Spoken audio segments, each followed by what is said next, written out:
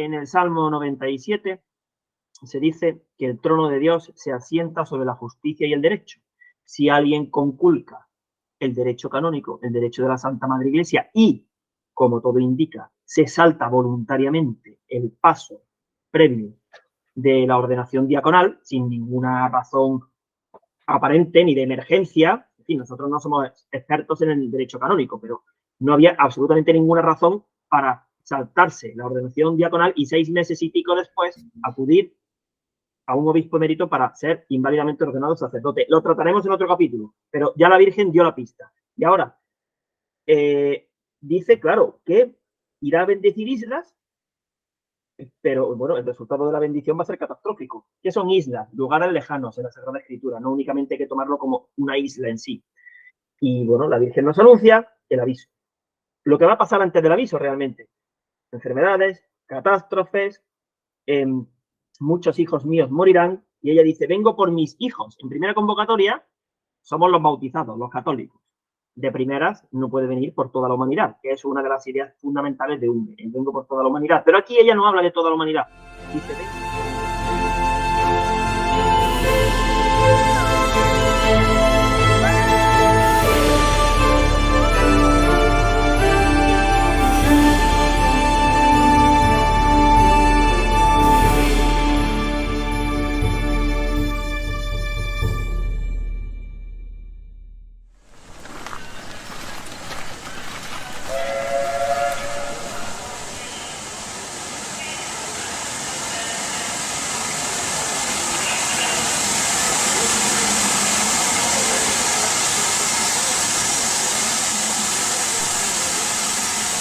Señores pasajeros del tren Umbe, sepan que Nuestra Señora, la Virgen pura y dolorosa, reina de los apóstoles y profetas, va subida en él.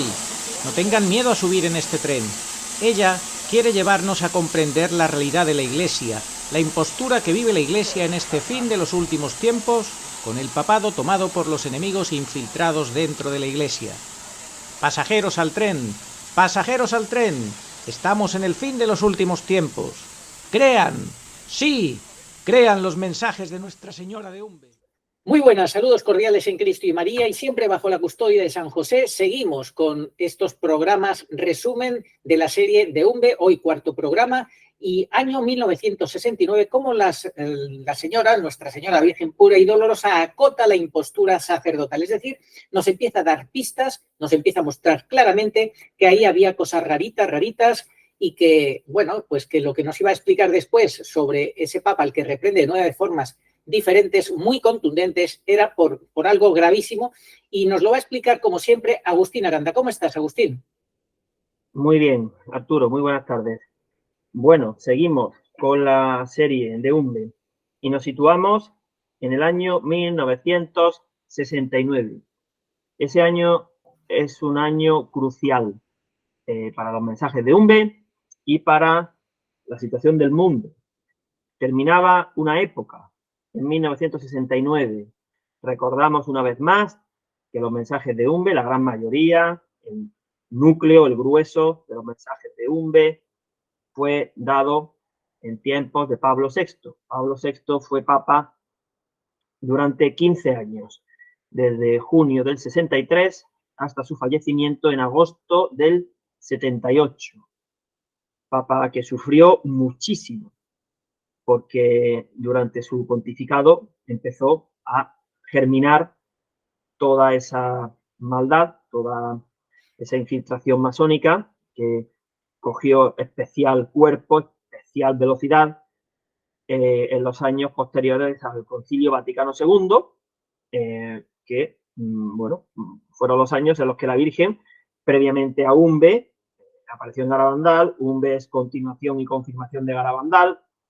Garabandal se produjo en plenos años del Concilio Vaticano II. En fin, era el fin de una época. Eso, los que, bueno, éramos muy pequeños o incluso no habíamos nacido, en la década de los 60 todavía, sí hemos oído hablar de que realmente fue el fin de una época, no solamente en España, sino en el mundo entero. ¿Por qué en el mundo? Vamos a ver. ¿Qué cosas sucedieron en el mundo? Bueno, antes de decir las cosas que sucedieron en el mundo, tenemos que decir que el cielo siempre va por delante, un paso por delante de los enemigos. En 1968, Pablo VI publicó una encíclica importantísima en grado sumo para la historia de la Iglesia.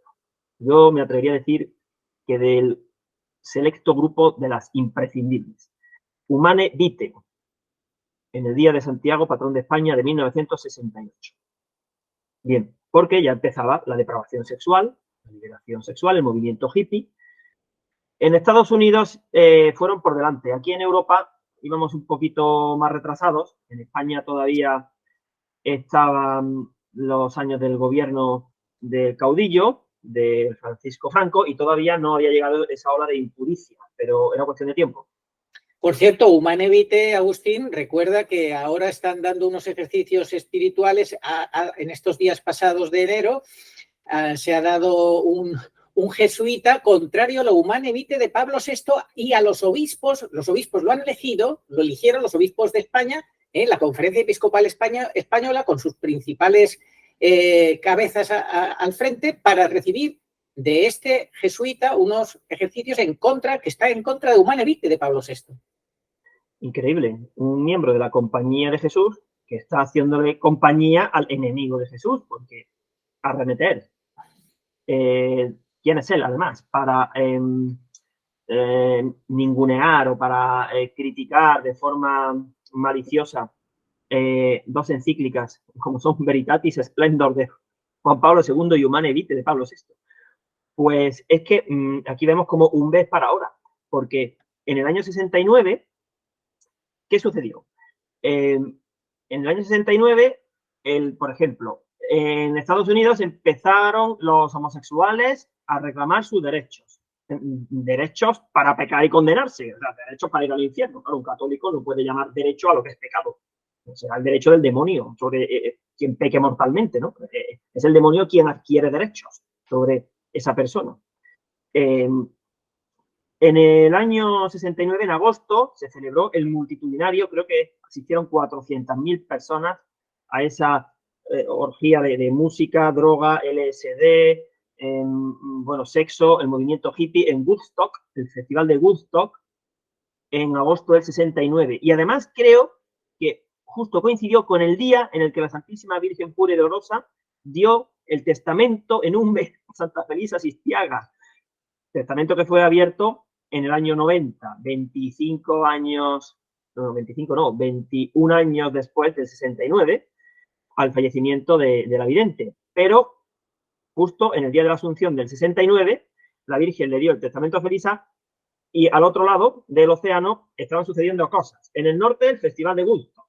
Sexo, droga, música, rock and roll, psicodelia. Y en el sur, en Argentina, pues también el maligno estaba moviendo sus hilos de otra manera, fraguándose la impostura sacerdotal, que es el título, el centro de la idea del capítulo de hoy. Bueno, también en el año 69, Benedicto XVI dio una profecía que es para ahora. La profecía de que al final de los últimos tiempos, en los que ya estamos, especialmente tras su muerte, pues la Iglesia parecerá que desaparece, quedará reducida a la mínima expresión, será una Iglesia más fiel a su Señor, más sufriente, de más oración, donde habrá caridad auténtica, seremos hermanos en Cristo, los poquitos que quedemos, y no será la Iglesia oficial. Pues esa profecía la dio Benedicto XVI en el año 69, cuando, pues creo que seguramente, bueno, no recuerdo en qué año fue su ordenación episcopal, pero en cualquier caso era un joven Joseph Ratzinger.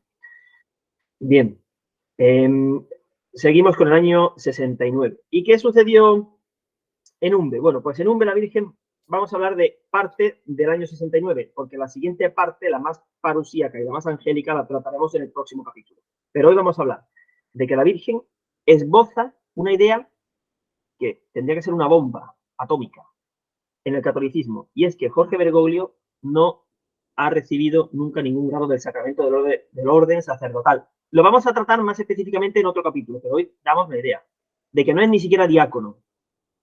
Santificó la casa a la Virgen, bendijo el agua, hizo una catequesis sobre los sacramentos de la penitencia y la Eucaristía, que van inseparablemente unidos.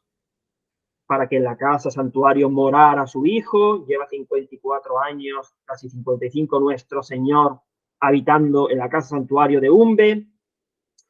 La Virgen, a través de la vidente principalmente, e incluso ella misma, encontró la resistencia y oposición de los párrocos de Vizcaya, que son los padres de los actuales, que sean réprobos, descreídos de la Virgen, que trabajan para la falsa iglesia oficial, que es contra la cual nos previene la Virgen. Hay muchos párrocos que están muy perdidos y van hacia el camino de la perdición, como la Virgen ha dicho profusamente en Tres Fontanes, en La Salet, en el mismo Garabandal, en el segundo mensaje importantísimo de Garabandal. Bueno, pues muchos párrocos ahora, actualmente, se apuntan a los ejercicios espirituales que da un jesuita que critica Humane Vitae y Veritatis Splendor. O sea, ¿es para ahora Umbe o no es para ahora? Y resulta que está recién aprobada o excretada la carta Fiducia Supplicans para bendecir parejas homosexuales. Y en 1969, creo que fue en San Francisco, en Estados Unidos, empezó el orgullo para el demonio de todo este movimiento sodomita. Bueno, a ver, Dios ama a las personas como son, y aquí no le deseamos el mal a nadie, ni vamos a colgarlos de grúas, como hacen otras religiones, pero sí, no podemos dar el visto bueno a ese tipo de bendiciones, porque no lo son, son maldiciones, y se volverán contra aquellos pastores que las den, como ya está profetizado en el Antiguo Testamento. Sí, pero hay que recordar el engaño de Bergoglio cuando dice Dios te ama como eres, Dios te ha hecho así. Es falso, Dios no te ha hecho así. Dios no nos ha hecho a ninguno pecadores, a ninguno, en ninguna variante del pecado. Da igual las variantes del pecado, en mayor o menor gravedad. Dios no nos ha hecho pecadores, Dios todo lo hizo bueno y bien, y somos nosotros que hemos heredado el pecado original y que nos hemos desviado. El pecado es obra exclusivamente del hombre. Así que deje de confundir Jorge Mario Bergoglio. En fin, es muy evidente. Es que, Arturo, de lo peor que puede hacer un sacerdote es confirmar en el pecado al pecador. O sea, eso es una daga en el corazón de Cristo, porque precisamente un sacerdote está para lo contrario, para sacar del pecado, hombre, por su parte que no quede, si luego ya el pecador es obstinado y quiere persistir en su condición, bueno, pues el sacerdote, ¿qué va a hacer? Bueno, tendrá que sacrificarse, rezar y mortificarse, pero aún así la última decisión será del pecador, pero que por parte del cura que no quede. Entonces, ese tipo de curas que por hacerse amigos del mundo bendicen el pecado, que es una contradicción in terminis, porque el pecado no se puede bendecir jamás, pues están traicionando su ministerio sacerdotal. Así es, Agustín, así es. Bueno, está clarísimo. Umbe estaba reservado por el cielo, sus mensajes y todo lo que conlleva para ahora. Lo estamos viviendo ahora. La Virgen tiene que tomar protagonismo ahora y tenemos que atender a lo que ella nos ha enseñado y las claves que nos ha dado en Umbe. Está claro.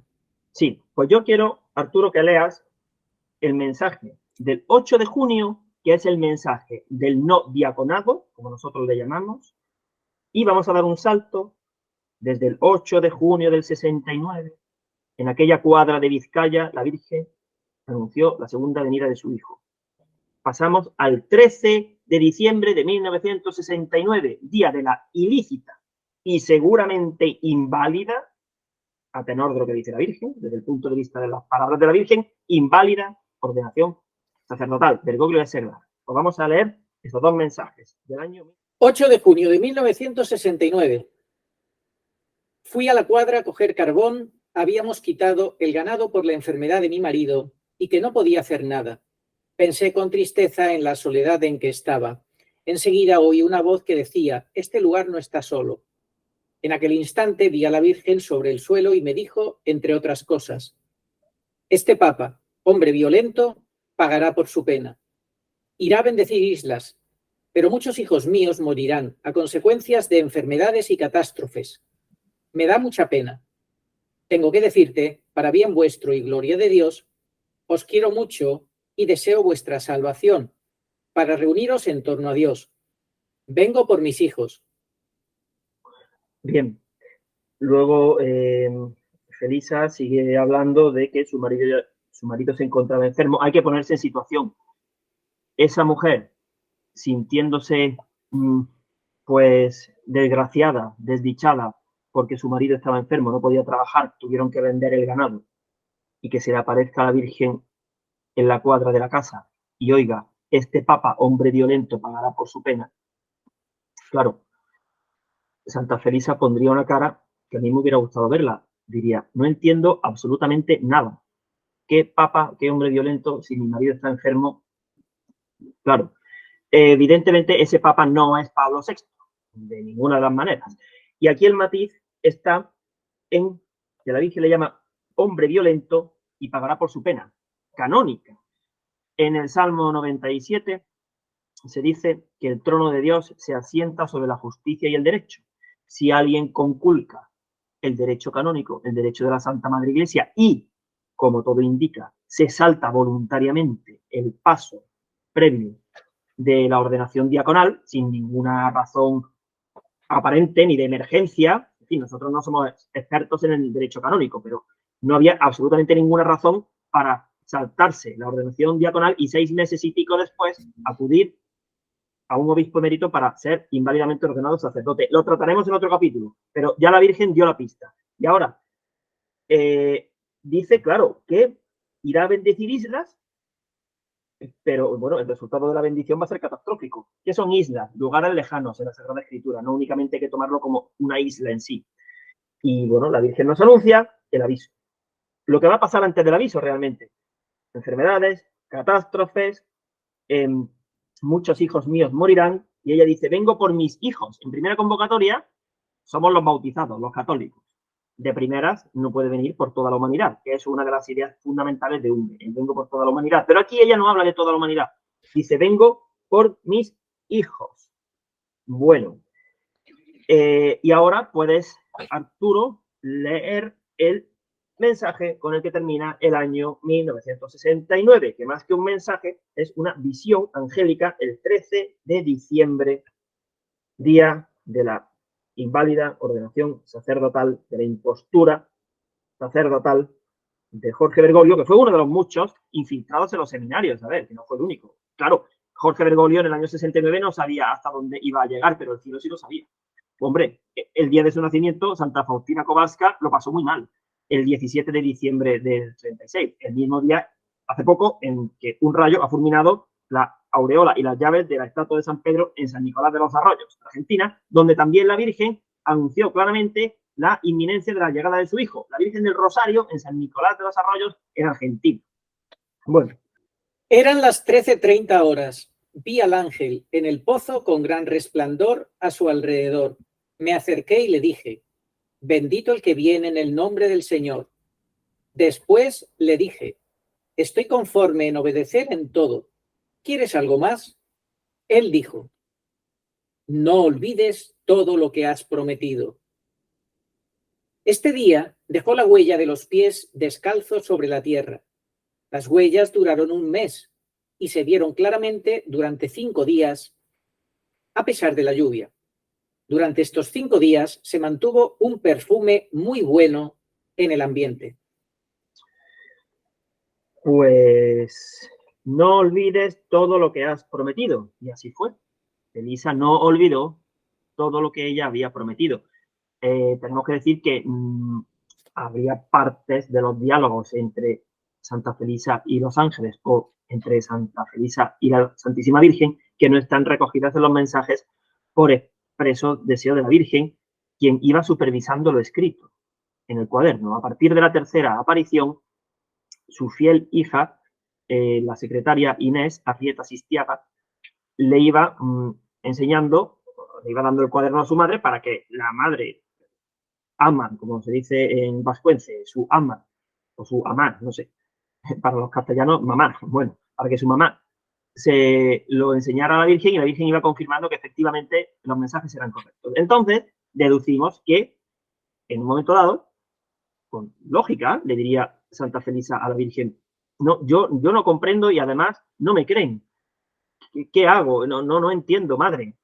Porque además la Virgen pidió que dejara la casa, bueno. Y en un momento dado, la Virgen le diría, tú confía en mí, yo de ti necesito que seas fiel, aunque no entiendas. Y de hecho hay algún que otro mensaje en el que la vidente y su hija, la secretaria, dicen, no entendemos nada, pero así el cielo lo dijo. Y ellas escriben literalmente lo que la Virgen dijo. No era su misión entenderlo, es que era imposible, eran los años 60 o primeros de los 70. Estaban reservados para ahora. Pero si ellas no hubieran sido unas fieles transmisoras de la literalidad de los mensajes y de las visiones, porque en UNBE son tan importantes las visiones como los mensajes, como las fechas, se van complementando, como las imágenes, como el sonido. Es que es de una riqueza plena UNBE. Claro, la Virgen no se equivoca de vidente, porque si ya de entrada partimos de la base de que el vidente es un mentiroso o va a poner de su cosecha lo que se le ocurra, mal empezamos, ¿verdad? Eso no lo puede hacer el cielo. Luego vendremos otros que trataremos de explicar los mensajes, ¿no? Pero esa primera fase tenía que ser perfecta, que a quienes procediera llegaran de forma intacta, incólume y de forma completa los mensajes para que pudieran ser interpretados. Y eso fue lo que hizo ella, cumplir todo lo que había prometido. Y el 13 de diciembre del año 69, ¿alguien se puede creer que además habían transcurrido meses sin que hubiera ningún mensaje ni ninguna aparición desde el 1 de septiembre? ¿Alguien puede pensar que es casual que justamente el 13 de diciembre de 1969, 6 meses y pico después, que es el plazo normal, al menos 6 meses, han de transcurrir entre una ordenación diaconal y una ordenación sacerdotal, del mensaje del 8 de junio que has leído en la cuadra, el ángel dijera, no olvides todo lo que has prometido? Está queriendo que nos fijemos en la fecha. Pero claro, la Virgen es tan lista que no iba a decir el 13 de diciembre del 69, este papa hombre violento, porque claro, los enemigos hubieran dicho, hombre, ¿esto qué es? Que la Virgen un 13 de diciembre del 69, no había otro día, ¿verdad? Para que la Virgen hablara del papa. Pero hubiera sido muy descarado. Por eso ella lo oculta. Lo dice con antelación, habla de otra cosa y luego viene un ángel. No ella, sino un ángel. Y dice el ángel, no olvides lo que has prometido. Claro, el ángel le va a decir, no olvides lo que has prometido acerca de la impostura en el papado, ¿eh? Hombre, eso tampoco lo puede decir el ángel. Pero lo dijo de forma que los que íbamos a llegar después pudiéramos desentrañar el misterio. Bueno, está clarísimo que el hecho de que elija el ángel o la Virgen enviando al ángel en esa fecha de la falsa ordenación de Bergoglio, de la ordenación a todas luces inválida de Bergoglio, es clarísimo. Que quede la huella del ángel durante 5 días es porque esa fecha nos tiene que marcar, nos tiene que dejar huella en la memoria, y que deje un buen olor, pues es el buen olor de Cristo y de María. La presencia de María siempre deja un olor a rosas, un olor maravilloso, el buen olor de Cristo. ¿Por qué? Porque a pesar de la impostura religiosa, va a triunfar María, va a triunfar el Señor, ya ha triunfado y va a triunfar, obviamente, y va a triunfar en todos aquellos que se unan a la Virgen, que vayan de su mano. Y eso es lo que pretendemos con esta serie, que nos demos cuenta que tenemos que ir de la mano de María, dejarnos guiar por ella. Así es. Pues las últimas ideas que podemos dar son que en ese año 69, el 12 de julio, la Virgen dijo, dile a ese cura, él será quien celebrará aquí la primera misa. ¿Puede haber algo más importante que la celebración del sacrificio de su hijo? Pues ya la Virgen lo pidió y así se hizo. Unos meses después, en septiembre o a finales de agosto, se erigió un altar y el párroco ya celebró la primera misa. Es decir, la casa quedó bendecida, casa santuario. El 20 de julio, el día en el que nos hicieron creer que el hombre había llegado a la luna, pues la mujer que sí que tiene la luna bajo sus pies, bendijo el agua del pozo. Es decir, la Virgen bendice la casa con el sagrario. Bendice el agua del pozo, lo prepara absolutamente todo para la parte parusíaca que veremos en el próximo capítulo, que dio ella a través de sus ángeles en el año 1969. Si quieres, para terminar, puedes leer, Arturo, en negrita, lo que la Virgen dijo el 20 de julio del 69 y aquí lo dejamos. Tú no llores más por ella, que ella es mi escogida. El primer día que yo vine a salvarte, bajé primeramente al pozo, y esta agua desde hoy queda bendecida para siempre y curará a los enfermos y a los sanos, que se laven la cara y los pies. Bueno, pues el agua quedó bendecida, la Virgen dejó el pozo preparado para las sanaciones a perpetuidad y la Virgen, al pedir que se celebrara la misa en la casa santuario, nosotros entendemos que está diciendo que tenemos que ir en la medida en la que se pueda, ir haciendo la transición desde el culto público al privado, porque ya hemos sufrido un apagón eucarístico, vamos hacia el segundo y vamos a terminar en catacumbas. Así que la Virgen quiere que su hijo more, habite y se celebre la Santa Misa en determinados lugares, no en todos, pero eso va a haber que hacerlo. Y para terminar, pues, con la bendición del pozo, pues el primero que fue curado fue el marido de Santa Felisa, hombre que demostró fe, agradecimiento, espíritu de servicio, y luego la Virgen dijo algo el día en que bendijo el agua del pozo que no se ha cumplido, desgraciadamente, señal del poquito caso que se le hace por parte de la jerarquía. Quiero que aquí se levante una capilla, y no se ha levantado una capilla. Y por último, Agustín, ¿por qué le dijo a su hija, coge tres mudas interiores de tu hija y llévalos al pozo? Porque ya nos estaba hablando de la parusía por etapas. 3 mudas limpias, que son los 3 estados simbolizados en un traje limpio que tendremos que tener para apuntarnos a ver al Señor en las diferentes fases de su parusía. Por eso. Y luego le dijo que hiciera 3 cruces en el suelo también y que las besara. Es decir, la Virgen ya va prefigurando lo que luego ella explanaría, que la parusía es por etapas en 3 momentos. Primer momento, como hemos dicho, el gran aviso, así que preparémonos para el gran aviso, que no nos sorprenda, que Dios nos lo conceda estar muy bien preparados. Muchas gracias, Agustín, por este programa. Oh María, sin pecado concebida, rogad por nosotros, que recurrimos a vos. Amén.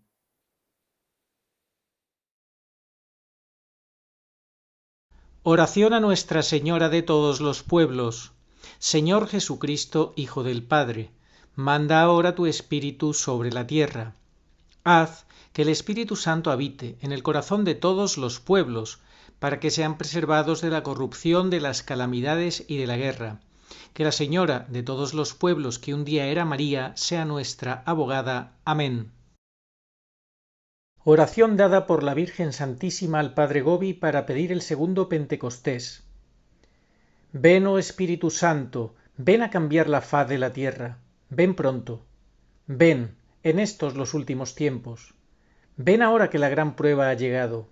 Ven y tráenos tu segundo Pentecostés, a fin de que nuestros ojos puedan contemplar tu mayor prodigio de los nuevos cielos y de la nueva tierra. Amén. Señor, tú nos darás la paz, porque todas nuestras empresas nos las realizas tú. Isaías 26:12.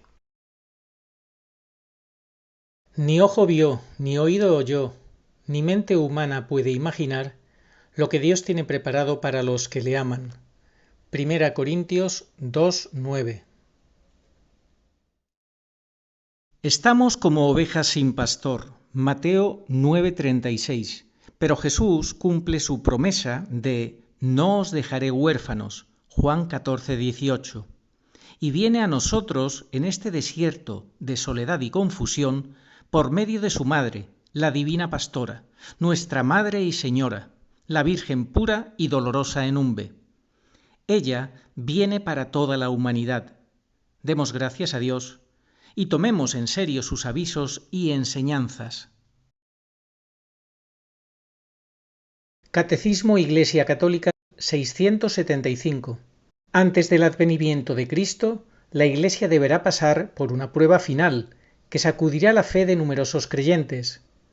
La persecución que acompaña a su peregrinación sobre la tierra desvelará el misterio de iniquidad, bajo la forma de una impostura religiosa, que proporcionará a los hombres una solución aparente a sus problemas, mediante el precio de la apostasía de la verdad. La impostura religiosa suprema es la del anticristo, es decir, la de un pseudomesianismo en que el hombre se glorifica a sí mismo, colocándose en el lugar de Dios y de su Mesías venido en carne. Al que me reconozca ante los hombres, yo lo reconoceré delante de mi Padre que está en los cielos, y al que me niegue ante los hombres, yo también lo negaré delante de mi Padre que está en los cielos. Evangelio según San Mateo, capítulo 10, versículos 32 al 33. Sí, vengo pronto. Amén. Ven, Señor Jesús. Apocalipsis 22:20.